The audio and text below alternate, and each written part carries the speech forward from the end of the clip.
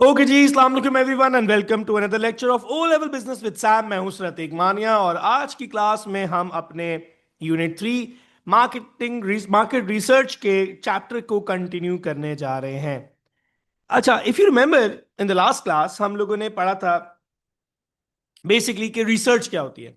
ठीक है, तो बेसिकली हमने पढ़ा था research is trying to find out something that is unknown. जब दुनिया में किसी भी चीज के बारे में नॉलेज नहीं होती, इंफॉर्मेशन नहीं होती, तो उसको फाइंड आउट करने के लिए, उसको क्रैक करने के लिए लोग रिसर्च करते हैं। तो research is basically trying to find out something that is unknown.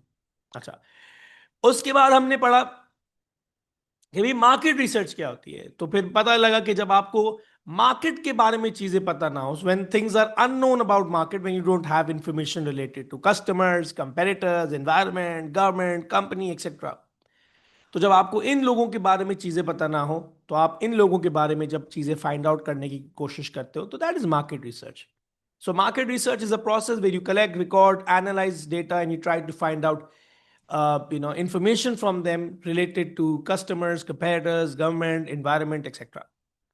फिर हमने पढ़ा लास्ट क्लास में कि दो तरह के रिसर्च के मेथड्स होते हैं। एक होता है प्राइमरी रिसर्च और एक होता है सेकेंडरी रिसर्च।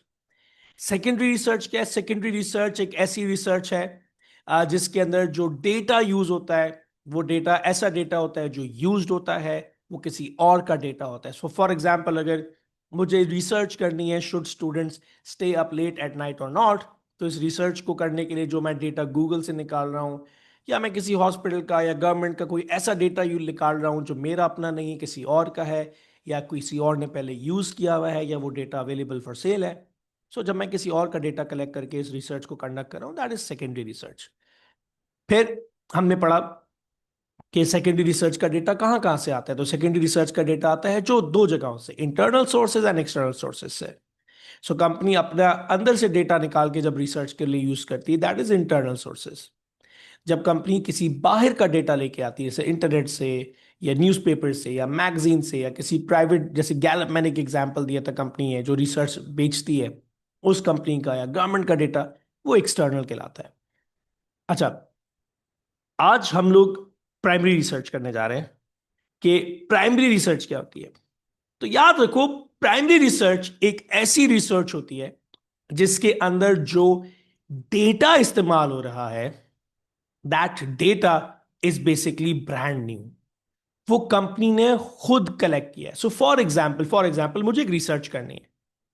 मुझे रिसर्च करनी है should students stay up late at night और नॉट। क्या बच्चों को रात को लेट नाइट जागना चाहिए, हाँ या ना? ये रिसर्च करने जा रहा हूं मैं। अब जागना चाहिए या नहीं जागना चाहिए, ये तो आंसर है। इस आंसर पे आने के लिए मुझे देखना पड़ेगा क्या स्टूडेंट्स को जागना चाहिए या नहीं जागना चाहिए। मुझे डेटा चाहिए।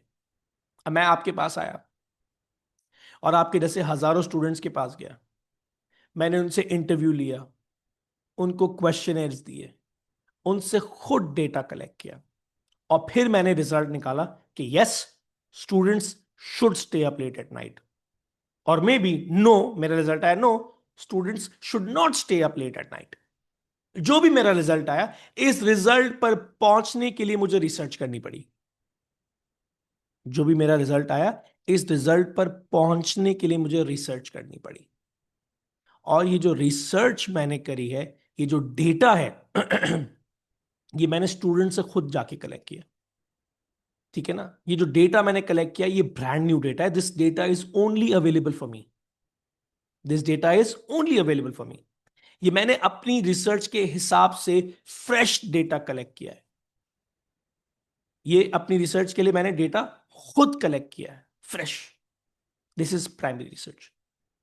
मैंने डेटा अपने लिए यूज किया, ये प्राइमरी रिसर्च है। फिर जब ये मैंने डेटा यूज कर लिया, ये डेटा किसी और ने यूज किया, उसके लिए यही रिसर्च सेकेंडरी हो जाएगी। तो फॉर एग्जाम्पल, मैंने रिजल्ट निकाला कि भाई students should stay up late at night, this is very healthy. एक साल के बाद आपने रियलाइज किया, नहीं यार सर अतीक ने रिसर्च गलत की थी। आपने फिर से रिसर्च की, should students stay up late at night और नॉट, आपने मेरा ही डेटा यूज किया नया रिजल्ट निकालने के लिए। अब आपकी रिसर्च क्या होगी? सेकेंडरी रिसर्च होगी। तो रिसर्च प्राइमरी है या सेकेंडरी है, ये डिपेंड करता है रिसर्च के अंदर डेटा इस्तेमाल कौन सा हो रहा है। तो अगर डेटा ब्रांड न्यू इस्तेमाल हो रहा है, प्राइमरी रिसर्च। अगर डेटा यूज्ड इस्तेमाल हो रहा है, secondary research. So primary research is where the research is being collected on the basis of fresh and original data. ये होती है प्राइमरी रिसर्च। अच्छा, हमारे पास अब आपका, आई एम प्रीटी श्योर आपको ये कंफ्यूजन तो क्लियर हो गई होगी कि एक्चुअल में प्राइमरी रिसर्च क्या है और सेकेंडरी रिसर्च क्या है। अच्छा, प्राइमरी रिसर्च करने के हमारे पास कुछ एडवांटेजेस हैं। पहला advantage, data is brand new, first hand data है। अब मुझे रिसर्च करनी है ना, should students stay up late at night और नॉट, ये रिसर्च तो मैं कर रहा हूं कि क्या स्टूडेंट्स को लेट नाइट जागना चाहिए, हाँ या ना। ये मेरी रिसर्च है और डेटा भी मैंने खुद कलेक्ट किया है। तो ये जो डेटा मेरी रिसर्च में यूज हो रहा है, ये फ्रेश है। ये जो डेटा मेरी रिसर्च में यूज हो रहा है, ये फ्रेश डेटा है, बिल्कुल जबरदस्त डेटा है, फ्रेश डेटा है। तो ये मेरा अपना डेटा है, ये आउटडेटेड नहीं है, क्योंकि मैंने रिसर्च करने के लिए डेटा कलेक्ट किया है। तो ये आउटडेटेड कैसे हो सकता है? हाँ, अगर मैं सेकेंडरी रिसर्च कर रहा होता है, मैं किसी और का डेटा उठाता गूगल से, हो सकता है वो डेटा 2015 का हो और मैं रिसर्च कर रहा हूं 2025 में, या प्रोबेबली वो 2020 का डेटा हो और मैं रिसर्च कर रहा हूं 26 में। पुराना हो सकता है, यूज्ड है। लेकिन प्राइमरी रिसर्च में तो आपने खुद डेटा कलेक्ट किया है। एक तो वो फर्स्ट हैंड है, फ्रेश है, नंबर वन। नंबर टू, वो डेटा किसी और के पास अवेलेबल भी नहीं है। अब आप पूछोगे किसी और के पास अवेलेबल क्यों नहीं है? क्योंकि वो आपने खुद कलेक्ट किया है। जो डेटा आपके पास खुद आपने कलेक्ट किया, वो किसी और के पास अवेलेबल कैसे हो सकता है? और अगर किसी और के पास अवेलेबल है तो फिर आपको कलेक्ट करने की जरूरत ही नहीं थी। सो अगर मुझे रिसर्च करनी हो आज, should student stay up late at night और नॉट, और उसका सारा डेटा गूगल पर है, तो I will probably go for secondary research. Primary research करने की जरूरत ही नहीं है। क्यों करूं मैं प्राइमरी रिसर्च? डेटा सारा अवेलेबल है गूगल के ऊपर। मैं रिसर्च तो तब करूंगा प्राइमरी, जब जो मुझे रिसर्च करने के लिए जो डेटा चाहिए वो डेटा अवेलेबल नहीं है, या फिर मुझे फ्रेश डेटा चाहिए। कोविड से पहले students should have been sleeping early. Covid के बाद sleeping patterns have change, students should stay up late at night. Pattern change हो गया। कोविड से पहले नहीं जागना चाहिए था रात में, अब जागना चाहिए। लाइफ चेंज हो गई। मुझे कोविड से पहले की जिंदगी और थी, तो उस वक्त का डेटा मेरे लिए ऑब्सोलीट है। आपकी जिंदगी डिफरेंट है, तो आपका डेटा अलग है। सो स्टूडेंट्स को जागना चाहिए, नहीं जागना चाहिए, इसके लिए जब मैं डेटा खुद कलेक्ट कर रहा हूं, वो प्राइमरी है। तो प्राइमरी रिसर्च का डेटा एक फर्स्ट हैंड है। दूसरा, this data is not available to anyone. तीसरा, this is relevant. This is relevant. अब मुझे रिसर्च करनी है, should student stay up late at night और नॉट। और जब मैं गूगल पे डेटा ढूंढने गया तो वहां पर लिखा था medical problems related to students staying up late at night. अब मेरी रिसर्च कुछ और अवेलेबल है, कुछ और है, और जो मुझे रिसर्च को करने के लिए जो गूगल पे डेटा मिल रहा है वो कुछ और है। जरूरी थोड़ी कि आपको एग्जैक्टली वही डेटा मिले बाहर से जो आपको चाहिए। सिमिलर डेटा मिल सकता है, हाँ। ऐसा तो नहीं ना कि student should stay up late at night और नॉट, इसके लिए आप एनिमल डेटा उठा लो, what problems animals face when they stay up late at night. वो तो डेटा ही कुछ और है। आपको मिलता जुलता डेटा मिल जाएगा, लेकिन जरूरी नहीं कि हमेशा एग्जैक्टली डेटा मिले। लेकिन जब प्राइमरी रिसर्च कर रहे हो, खुद रिसर्च कर रहे हो, तो आपको डेटा रेलेवेंट मिलेगा। आपको डेटा बिल्कुल रेलेवेंट मिलेगा। लेकिन प्रॉब्लम्स भी हैं। पहला, खुद से डेटा कलेक्ट करना है तो भाई पैसा लगेगा। रिसर्च करने के लिए जो डेटा कलेक्ट कर रहे हो, आप इंटरव्यू लोगे या क्वेश्चन लोगे, अभी हम आगे जाके पढ़ेंगे भी कि कौन कौन से सोर्सेज है जहां से प्राइमरी डेटा कलेक्ट हो सकता है। तो खुद कलेक्ट करने जाओगे ना डेटा, तो बहुत टाइम लगेगा और बहुत पैसे लगेंगे। इंटरव्यूज करना, कंडक्ट करना, रिसर्च के लिए क्वेश्चनर्स देना, लोगों के रिस्पॉन्स आएंगे उनको कलेक्ट करना, गैदर करना, उस गैदर किए हुए डेटा को एनालाइज करना, इंटरप्रेट करना, उसमें से सॉल्यूशंस निकालना, आंसर्स निकालना, लंबा टाइम है, पैसा भी बहुत लगेगा। एंड देन अगर आपको प्राइमरी रिसर्च करनी है तो डेटा फॉरन नहीं मिलता। आज अगर मुझे सेकेंडरी रिसर्च करनी है तो फॉरन से डेटा मिल जाएगा गूगल से, फॉरन रिसर्च करके फॉरन इंटरप्रेट कर सकता हूं within a few days, within a few days. But if I go for primary research, it will take me a couple of months. Research करने के लिए टाइम लगेगा ना, और फॉरन नहीं हो सकती। तो एट टाइम्स जब इंस्टेंट रिसर्च रिक्वायर्ड होती है, आप ये भी समझ सकते हो कि इफ, इसको ऐसे भी लिख सकते हो If instant research is required,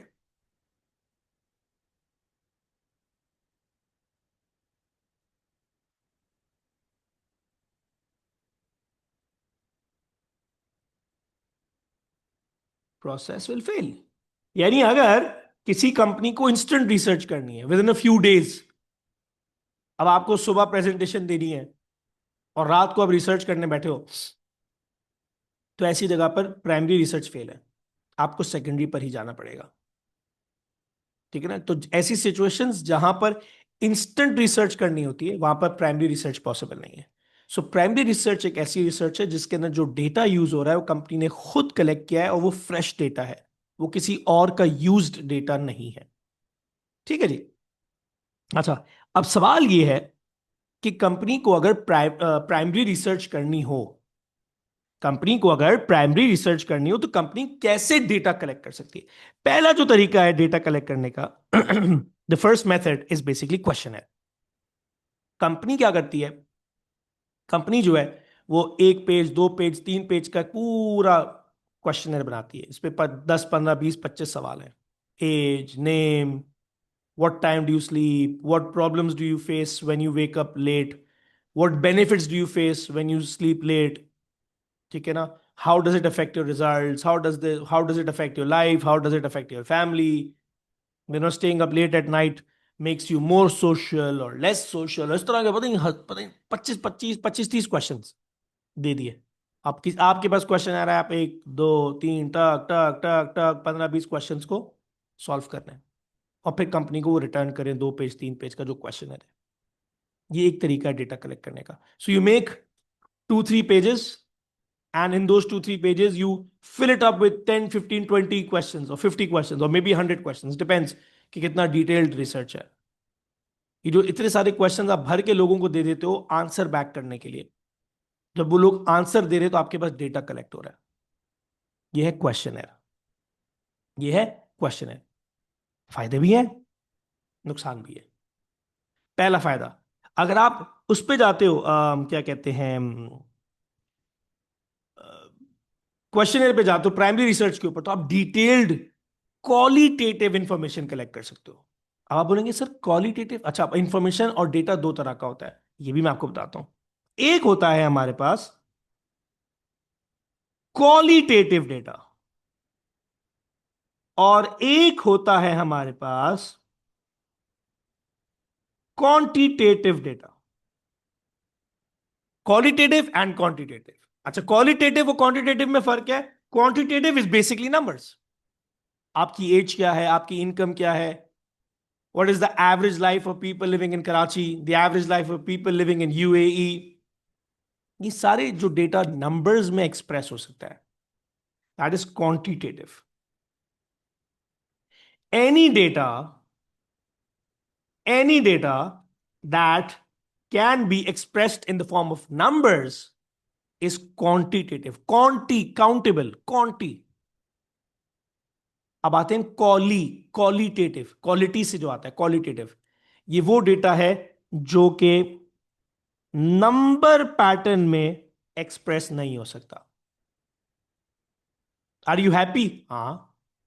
अब मैं पूछता हूं are you satisfied starting with me? आप बोलोगे बिल्कुल sir, I am very satisfied. Numbers में एक्सप्रेस करो, नहीं कर सकते, पॉसिबल ही नहीं है। आप बोलोगे सर हम हाईली सेटिस्फाइड, सर हम एक्सट्रीमली सेटिस्फाइड, सर मैं इतना सेटिस्फाइड हूं आपको गले लगा सकता हूं। It can not be express in terms of numbers. It's a perception, दिमाग के अंदर है क्वालिटेटिव डेटा। ठीक है, तो दो तरह के डेटाज होते हैं, क्वालिटेटिव एंड क्वांटिटेटिव।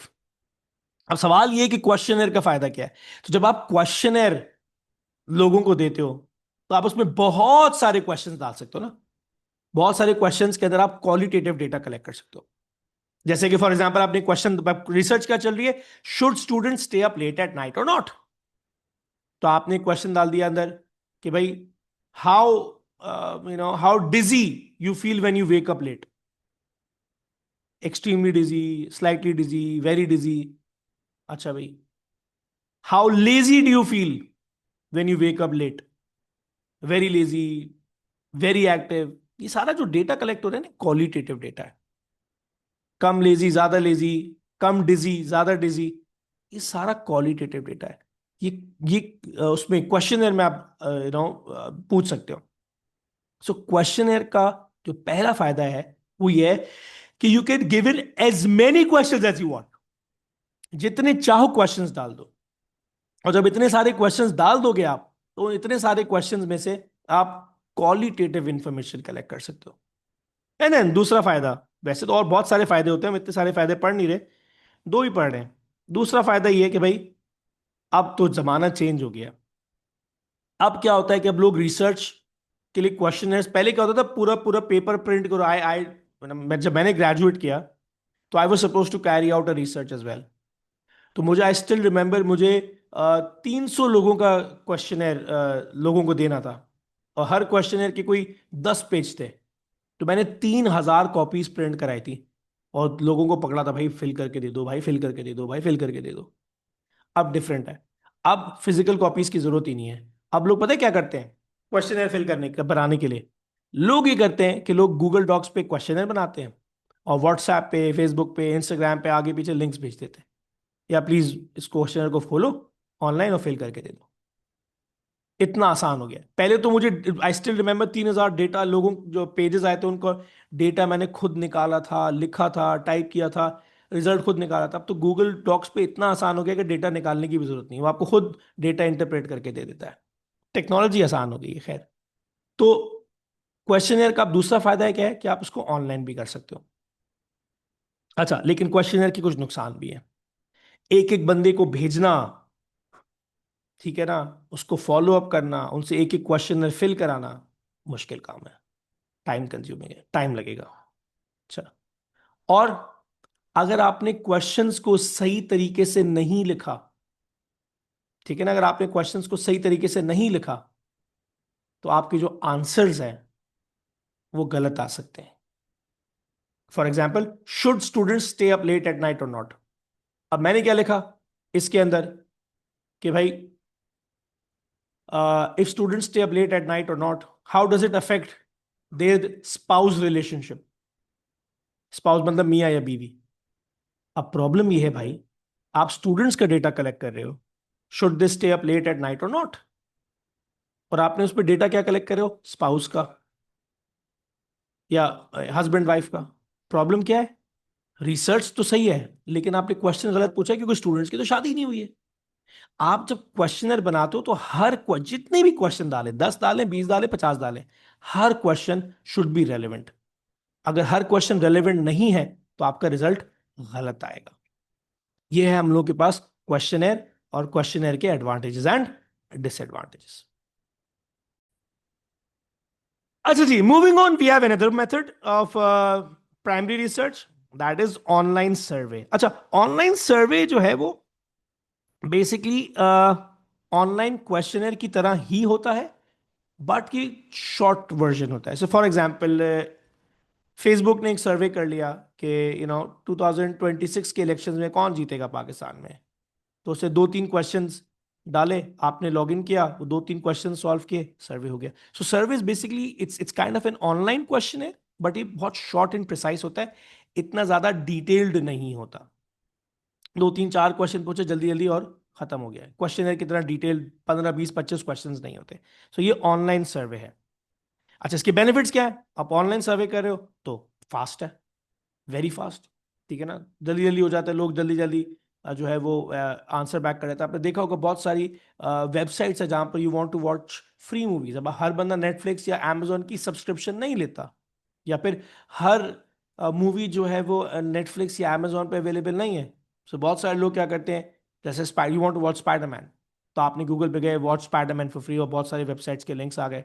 आपने एक वेबसाइट पे देखा, वहां पे फ्री स्पाइडरमैन आ रही थी, बट वो क्या करते हैं, before you can see that movie of Spiderman on that website, वो क्या करेंगे, आपको तीन चार क्वेश्चन का एक क्विक सर्वे दे देंगे कि यार ये हमारे लिए आप सर्वे करो, और फिर आप फ्री में स्पाइडरमैन देख लो। इस तरह से लोग जो है वो ऑनलाइन सर्विस कराते हैं। तो फायदा क्या है? एक, फास्ट है।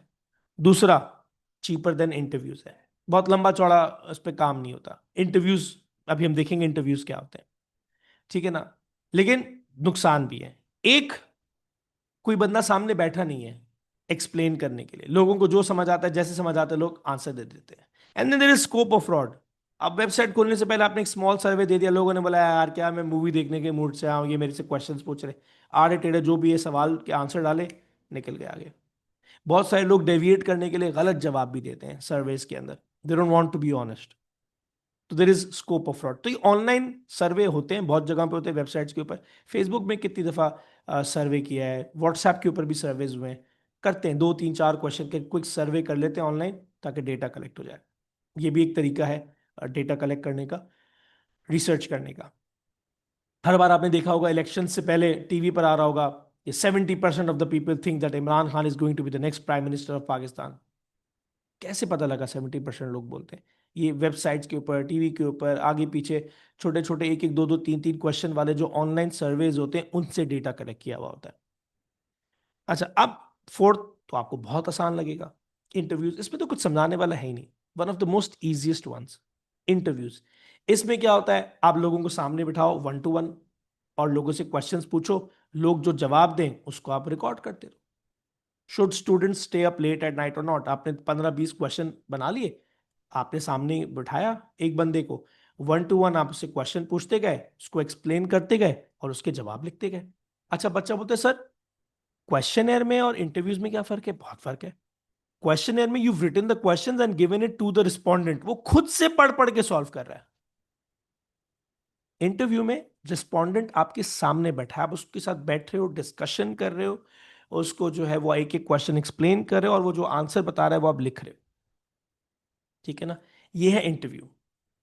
फायदे भी है, नुकसान भी है। सबसे पहला फायदा, interviewer is in front of the respondent, तो बंदा सामने बैठा है, तो अगर उसको कोई क्वेश्चन समझ नहीं आया, वो 1 बार 2 बार 3 बार 5 बार 10 दफा पूछ सकता है, और 10 दफा पूछ रहा है तो ऑब्वियस सी बात है उसको आप एक्सप्लेन कर सकते हो।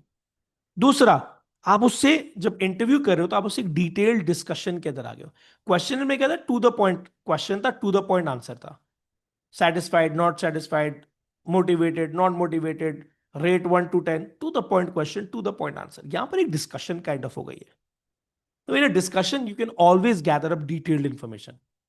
जब बंदा बोल रहा है बोल रहा है बोल रहा है, तो आपने 10 15 20 चीजें सुनी, तो आपको उससे बहुत ज्यादा डेटा मिल सकता है in a discussion kind of a thing.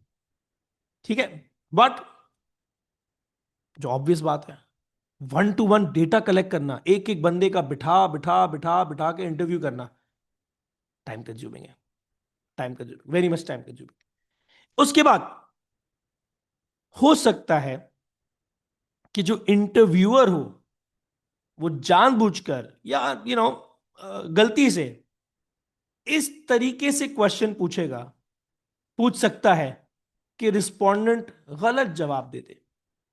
For example, उसने पूछा, do you think Imran Khan will win the elections और नॉट? तो उसने बोला, I think Imran Khan will win the elections. आपको क्या करना चाहिए था? आपको बोलना चाहिए था, who will win the elections? Imran Khan, Zardari और नवाज शरीफ। आप 3 लोगों का नाम देते। आपने क्या किया, आपने जो इंटरव्यूअर था उसने गलत तरीके से गलत क्वेश्चन पूछा। जब गलत तरीके से गलत क्वेश्चन पूछा तो जवाब तो गलत ही आएगा। हो सकता है वो ये बोलना चाहता हो कि नहीं, Nawaz Sharif will win the elections, but since you only give the answer the option of Imran Khan, उसने इमरान खान चूज कर लिया। आपने गलत तरीके से क्वेश्चन पूछा। आपने उसको बोला, लेट्स सपोज इंटरव्यूअर ने पूछा, सामने एक बंदा बैठा हुआ है, do you think that women should work? उसने बोला, no I think women should not work. तो आपको क्या जवाब मिला? औरतों को काम नहीं करना चाहिए। लेकिन अगर आप उससे ये पूछते कि do you think women should work in a situation where there is high inflation, बहुत महंगाई है, क्या औरतों को काम करना चाहिए? तो अब वो बंदा क्या बोलेगा, हाँ औरतों को काम करना चाहिए, खर्चा ही पूरा नहीं हो रहा, इतनी महंगाई है। देखा प्रॉब्लम क्या हुई? आपने गलत तरीके से गलत क्वेश्चन पूछा तो जवाब गलत आया। पहले में आप उसने बोला कि no women should not work, दूसरे में बोला यस विमेन शुड वर्क। आपने क्वेश्चन इस तरीके से पूछा, क्वेश्चन इस तरीके से पूछा कि आपको जवाब गलत मिला। तो आपने पूछा, do you think women should work in cases of high inflation? उसने बोला हाँ। अब आपने लिख दिया, yes people of Pakistan think women should work, गलत जवाब। उसने बोला women should work when there is high inflation. उसके परसेप्शन में क्या है, जब खर्चा पूरा नहीं हो रहा होगा तब औरतें काम करेंगी, खर्चा पूरा हो रहा है तो औरतों को काम करने की जरूरत ही नहीं। गलत क्वेश्चन का गलत इंटरप्रिटेशन। जब गलत क्वेश्चन का गलत इंटरप्रिटेशन होगा तो आंसर भी गलत आएगा। तो ये इंटरव्यूअर के साथ, इंटरव्यूई के साथ हो सकता है। इंटरव्यूअर जो बंदा इंटरव्यू ले रहा है, एट टाइम्स वो इस तरीके से क्वेश्चन पूछेगा कि वो इन्फ्लुएंस कर देगा रिस्पोंडेंट को कि वो उसी तरीके से जवाब दे जिस तरीके से उसको आंसर चाहिए। ठीक है, ये प्रॉब्लम्स है इंटरव्यू के अंदर। Then we have another process of collecting data, that is basically focus group. That is basically focus group. यहां पर क्या होता है, यहां पर यह होता है कि आप जो है वो एक ग्रुप ऑफ रिप्रेजेंटेटिव्स होते हैं टारगेट मार्केट के। फॉर एग्जाम्पल मेरा टी शर्ट का बिजनेस है, तो मैंने क्या किया, मैं 10,000 लोगों को टी शर्ट बेचता हूं, उस 10,000 में से मैंने 1,000 लोगों को अपने सामने बिठाया, एक एग्जाम्पल दे रहा हूं, और उनसे डेटा लिया। मैंने क्या किया, अपनी जो टारगेट मार्केट है उसके अंदर से सेलेक्टिव लोगों को निकाला और उनसे डेटा कलेक्ट कर लिया। This is focus group. अच्छा भाई, फायदा भी है, नुकसान भी है। अब आप एक साथ इतने सारे लोगों को, मैं 1,000 तो मैंने एग्जाम्पल दी, यहां पर नॉर्मली 50-100 लोगों को एक साथ बिठाकर उनसे क्वेश्चन एंड आंसर्स किए जाते हैं। तो they are quicker and cheaper than interviews. Interview में क्या था, वन ऑन वन बिठाया हुआ है, यहां पर 50 या 100 लोगों को एक साथ बिठाया हुआ है। तो compare to interviews they are cheaper and they are quicker. एक एडवांटेज। दूसरा एडवांटेज क्या है, जब आप इतने सारे लोगों को बिठाओगे तो वो आपको डिटेल्ड इंफॉर्मेशन देंगे कस्टमर्स की, उनके टेस्ट क्या है, उनकी प्रेफरेंसेस क्या है। अक्सर क्या होता है, कंपनी जो है वो 50-100 लोगों को एक साथ सामने बिठाती है और उनसे पूछती है आपको हमारा प्रोडक्ट पसंद आया नहीं आया, हमारी पैकेजिंग पसंद है नहीं पसंद है, what is the like, what is your liking about our product, what is your disliking about our product. तो इस तरह के जब आप क्वेश्चंस पूछ सकते हो एक साथ 50-100 लोगों को बिठाकर, तो आपके पास बहुत सारा डेटा कलेक्ट हो जाता है। बट देन अगेन, 50-100 लोगों को एक साथ बिठाना, डेटा कलेक्ट करना टाइम कंज्यूमिंग तो है। Yes it is quicker than interviews, agreed, but again time consuming process तो है। उसके बाद जब आप इतने सारे लोगों को एक साथ बिठाओगे, ठीक है ना, हर बंदा कंफर्टेबल नहीं है। 50 लोग बैठे हुए हैं, 40 आर वेरी कंफर्टेबल, 10 लोग जो है वो कंफर्टेबल ही नहीं है इतने सारे लोगों के बीच में बोलने के लिए, दे नॉट कॉन्फिडेंट। तो जब 40 लोग जो बोल रहे हैं, 10 लोग में इतना कॉन्फिडेंस ही नहीं है, हो सकता है उनको ओपिनियन डिफरेंट हो सकता है कंपनी ने पूछा हो कि भाई हमने ये नया प्रोडक्ट की नई पैकेजिंग लॉन्च की है, do you think this is good. 40 लोगों ने बोला हाँ गुड। रेस्ट जो आखिरी के 10 लोग थे, अब उनमें इतना कॉन्फिडेंस ही नहीं है। वो क्या हुआ, उन्होंने देखा यार रिमेनिंग 40 लोग बोल रहे हैं हाँ अच्छा है, हम भी बोल देते हैं हाँ अच्छा है। Why stand out, why be the odd one out. डर के मारे उन्होंने भी वही बोल दिया जो 40 लोगों ने बोला। कंपनी के पास क्या किया, 50 लोगों को बिठाया था, 50 के 50 ने बोला पैकेजिंग इज वेरी गुड, लेकिन ऑनेस्टली 10 लोगों का ओपिनियन था कि the packaging is not good. But since those 10 people were not very confident, they were not very vocal, उन्होंने वो जवाब दिया ही नहीं जो उनको देना था। तो ये है हमारे पास प्राइमरी रिसर्च कलेक्ट करने की कुछ मेथड्स। अच्छा जी, मूविंग ऑन, जो नेक्स्ट क्वेश्चन हमारे पास है वो है कि भाई सैंपल क्या होता है। अच्छा, ये बहुत जरूरी चीज है सैंपल। अच्छा देखो, सैंपल बेसिकली क्या है कि एट टाइम्स जब आपको रिसर्च करनी होती है तो रिसर्च करने के लिए आपको डेटा कलेक्ट करना पड़ता है। अब फॉर एग्जांपल मुझे रिसर्च करनी है विमेन ऑफ पाकिस्तान के ऊपर, मैं पाकिस्तानी औरतों के ऊपर रिसर्च करना चाहता हूँ। अब प्रॉब्लम क्या है, पाकिस्तान के टोटल पॉपुलेशन है रफली अबाउट 24-25 करोड़। उस 24-25 करोड़ में से 10 करोड़ औरतें हैं, और मैंने डिसाइड किया I will go for primary research, मैं औरतों से डेटा खुद कलेक्ट करूंगा। अब एक प्रॉब्लम है, प्रॉब्लम क्या है, प्रॉब्लम यह है कि 10 करोड़ औरतों पे रिसर्च करना प्रैक्टिकली पॉसिबल ही नहीं है। आप 100 औरतों पे रिसर्च नहीं कर सकते, 100 women means 100 crazy minds out there. Practically possible ही नहीं है कि आप 10 करोड़ औरतों से एक साथ रिसर्च करो, प्रैक्टिकली पॉसिबल नहीं है। तो लोग जब फिर, जहां पर पॉपुलेशन साइज इतना बड़ा होता है, रिस्पोंडेंट्स इतने ज्यादा होते हैं कि इतने सारे रिस्पोंडेंट से डेटा कलेक्ट करना प्रैक्टिकली पॉसिबल नहीं होता, वहां पर पता है कंपनीज क्या करती हैं, वहां पर कंपनीज एक सॉरी वहां पर कंपनीज क्या करती हैं, स्मॉल रिप्रेजेंटेशन ले लेती हैं।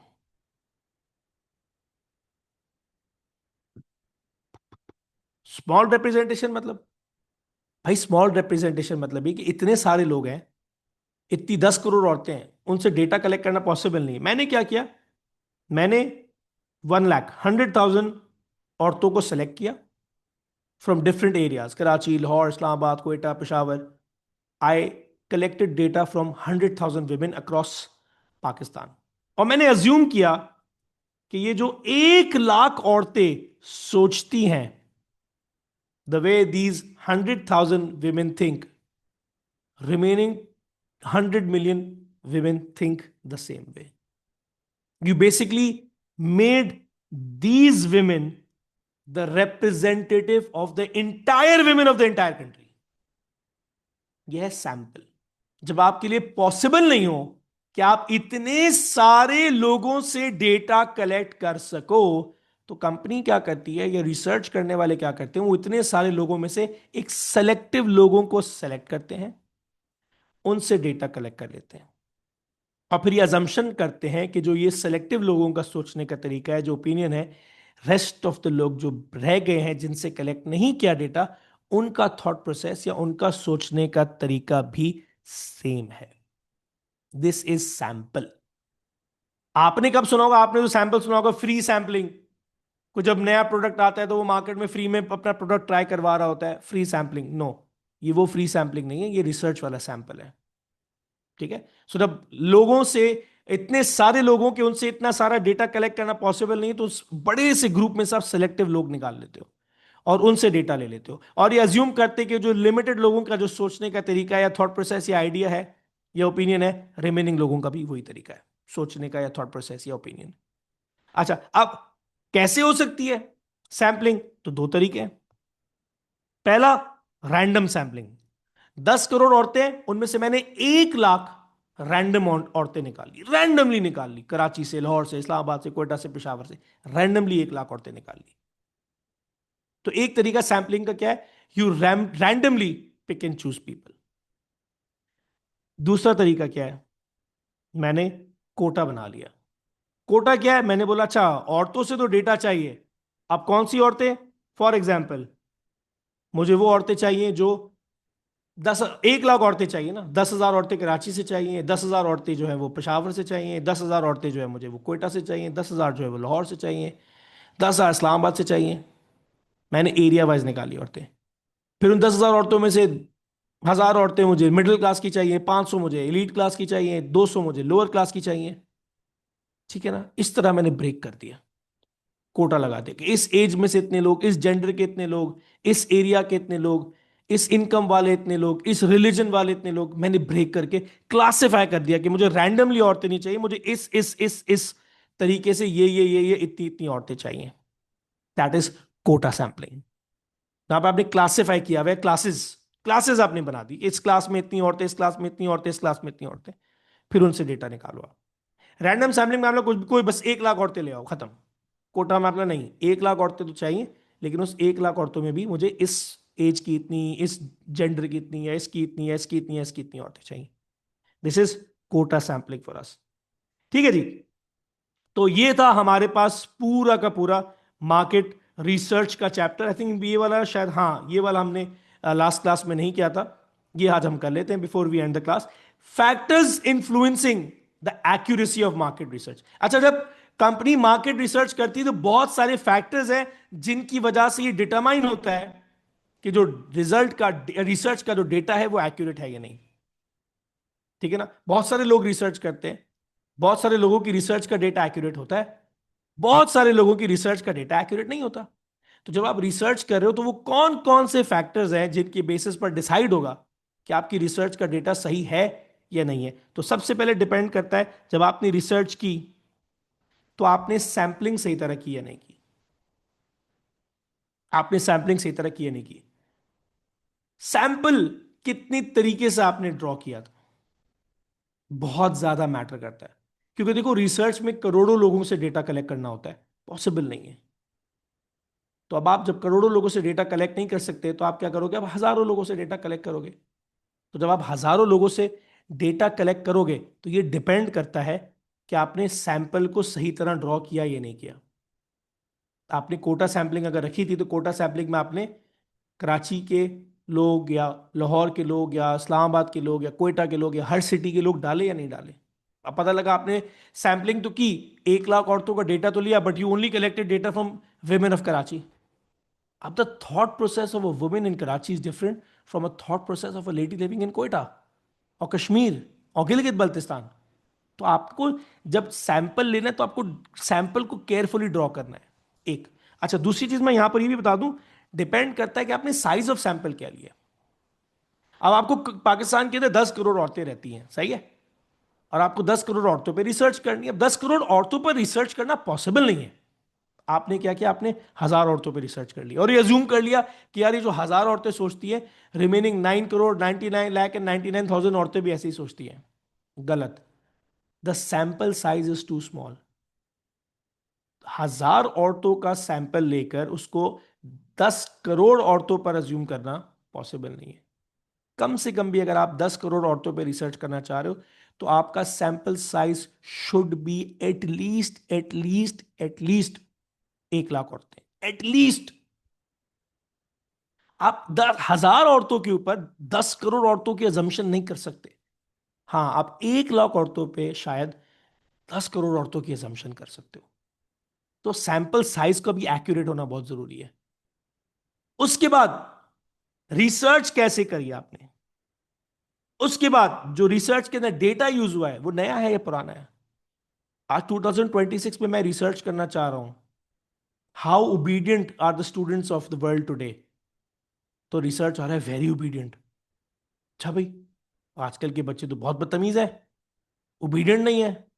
तो रिसर्च का डेटा क्या बता रहे हैं मुझे, वेरी ओबीडियंट. पता लगा मैंने डेटा यूज किया 2001 का, 25 साल पुराना डेटा. अब उस वक्त बच्चों का थॉट प्रोसेस और आज के जमाने के बच्चों का थॉट प्रोसेस बहुत डिफरेंट है भाई. The data is too old to give you the right answer. तो आपकी रिसर्च का रिजल्ट एक्यूरेट है या नहीं है, ये डिपेंड करेगा आपका डेटा कितना नया है कितना पुराना है. इसीलिए ज्यादातर कंपनीज कोशिश करती हैं जब वो इंपॉर्टेंट रिसर्च कर रही हो तो they prefer doing primary research where they collect data according to their own requirement and they collect fresh data. Fresh data में आपको रिजल्ट ज्यादातर सही मिलता है. And then finally the way in which questions in the questionnaire were phrased. आपने questionnaire बनाया तो वो क्वेश्चंस सही तरीके से आपने लिखे थे नहीं लिखे थे, वो लोगों को सही तरह समझ आए या नहीं आए. अगर वो सही तरह समझ आए तो ही लोगों ने सही जवाब दिया होगा. अगर आपने क्वेश्चन सही तरह नहीं लिखे थे और लोगों को समझ ही नहीं आए, लोगों ने गलत जवाब दिए, तो आपका रिसर्च का डेटा भी गलत निकलेगा. तो ये हैं कुछ फैक्टर्स जो डिटरमाइन करते हैं, डिसाइड करते हैं कि जो रिसर्च हुई है वो एक्यूरेट है या नहीं है. अगर ये चीजें सही होंगी तो रिजल्ट जो है रिसर्च का सही होगा. अगर ये चीजें सही नहीं है तो किसी ने भी रिसर्च की हो उसका रिजल्ट एक्यूरेट नहीं होगा.